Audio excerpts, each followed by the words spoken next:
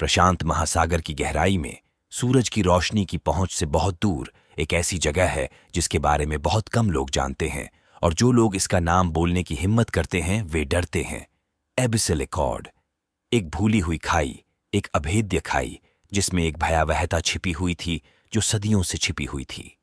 कहानी डॉ Amelia Turner के नेतृत्व में साहसी समुद्र विज्ञानियों और समुद्री जीव विज्ञानियों की एक टीम से शुरू होती है, जो मारियाना ट्रेंच के लिए एक अभूतपूर्व अभियान पर निकली थी।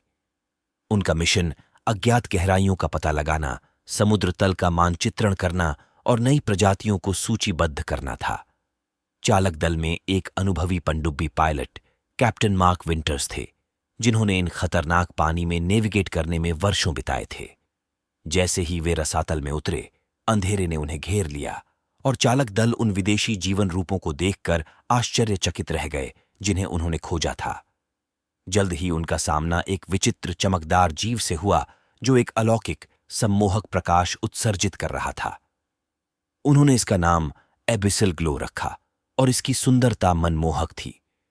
लेकिन जैसे जैसे दिन हफ्तों में बदल गए, उन्हें ज्वलंत, परेशान करने वाले सपनों का अनुभव होने लगा जो रसातल की आवाजों से भरे हुए थे।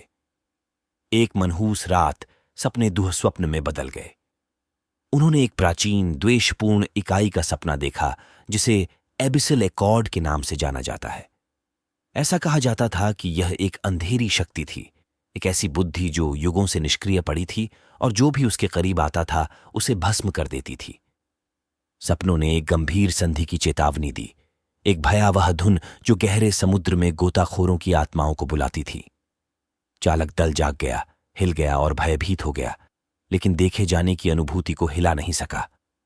एबिसल ग्लो ने पनडुब्बी में भयानक छाया डालते हुए अशुभ रूप से स्पंदित होना शुरू कर दिया। एक एक करके चालक दल के सदस्य इसकी ओर आकर्षित होते गए और इसके भयानक आकर्षण का विरोध करने में असमर्थ हो गए।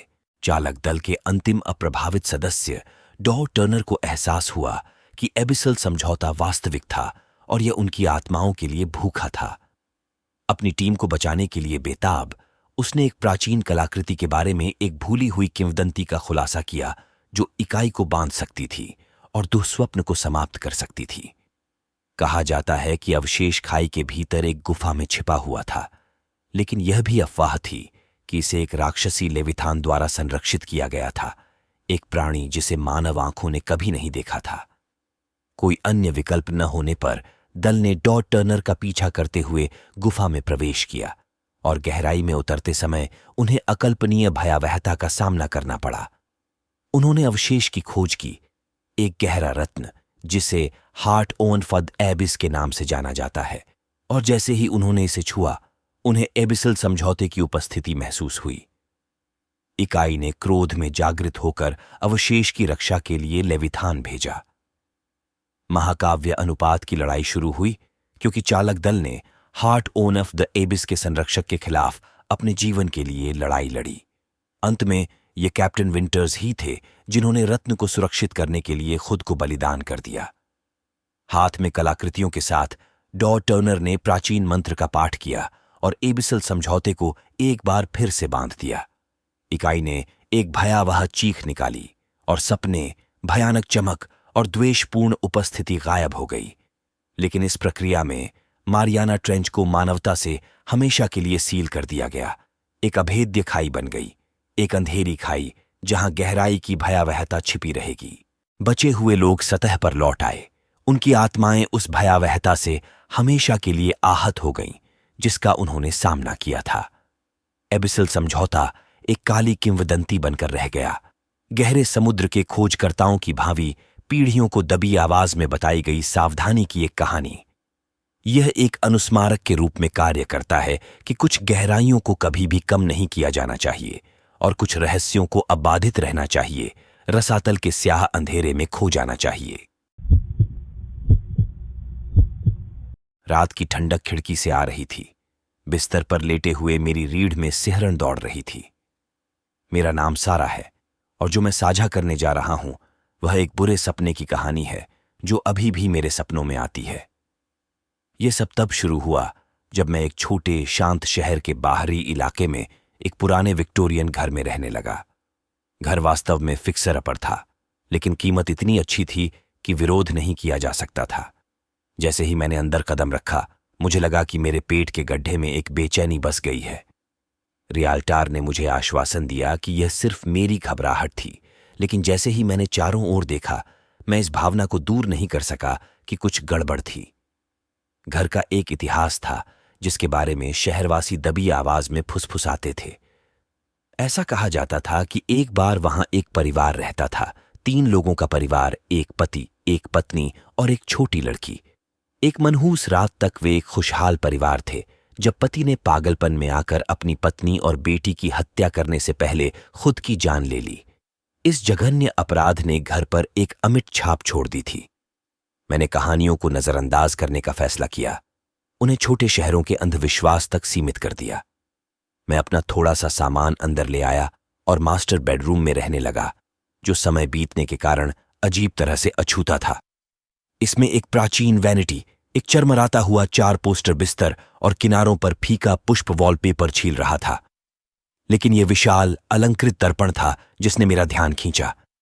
यह प्राचीन और भयानक लग रहा था, लगभग अलौकिक गुणवत्ता के साथ।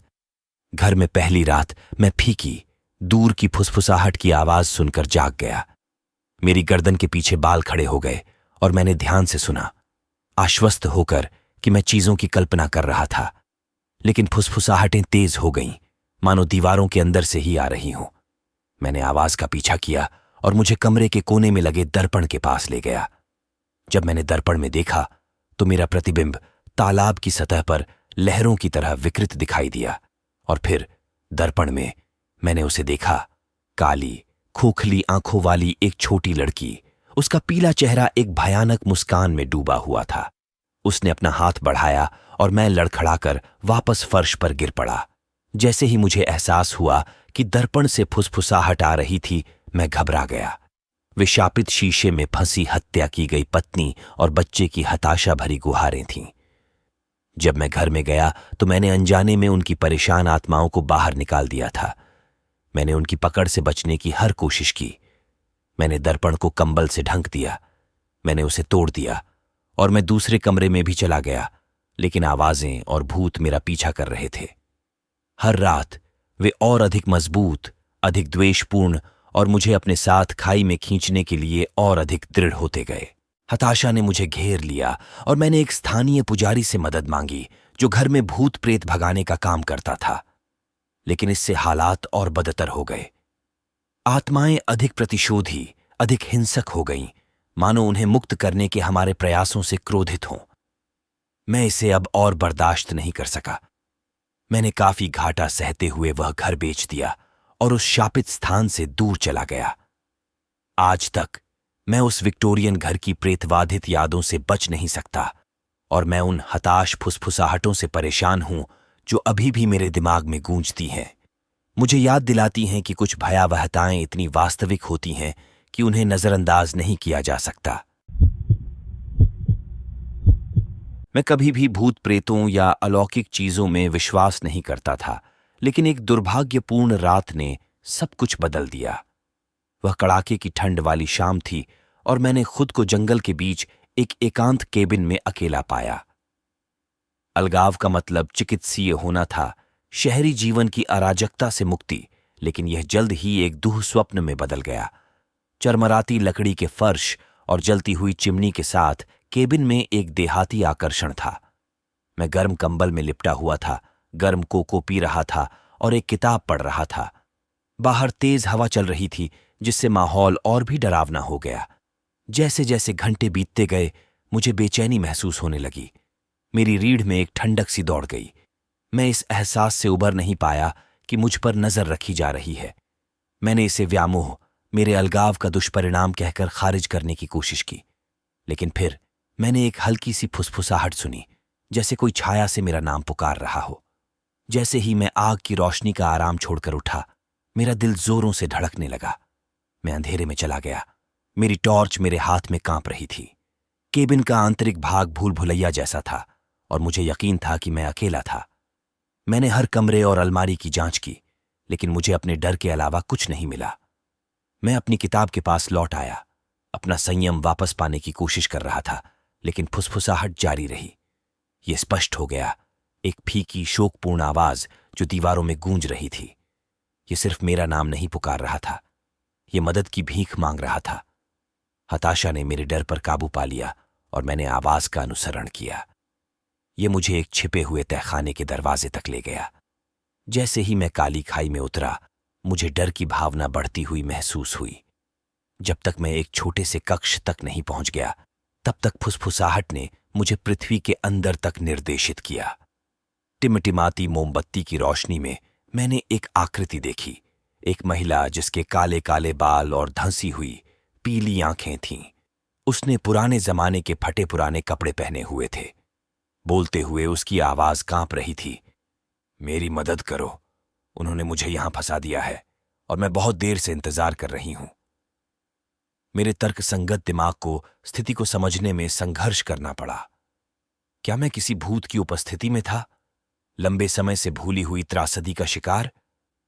उसने मुझे अपनी कहानी सुनाई, एक प्रेम संबंध के बारे में जो बहुत गलत हो गया था और कैसे उसके ईर्ष्यालु पति ने उसे इस तहखाने में बंद कर दिया था और उसे मरने के लिए छोड़ दिया था। जैसे ही मैंने सुना, एक ठंडी हवा कक्ष में बह गई, जिससे मोमबत्तियां बुझ गईं। अंधेरे में मुझे लगा कि उसकी बर्फीली उंगलियां मेरे कंधे को छू रही हैं। मेरे अंदर घबराहट फैल गई और मैं दरवाजे को जोर से बंद करते हुए वापस तहखाने की सीढ़ियों पर चढ़ गया। फुसफुसाहट तेज हो गई, हताशा बढ़ गई, लेकिन मैं उस मनहूस जगह पर वापस नहीं लौट सका। मैं उस रात केबिन से निकल गया, कभी वापस न लौटने के लिए। आज तक मैं यह नहीं बता सकता कि मैंने क्या अनुभव किया, लेकिन मुझे यकीन है कि अलौकिक वास्तविक है और कभी कभी यह हमारी दुनिया के सबसे अंधेरे कोनों में छिपा रहता है, जो बिना सोचे समझे लोगों द्वारा खोजे जाने की प्रतीक्षा कर रहा है।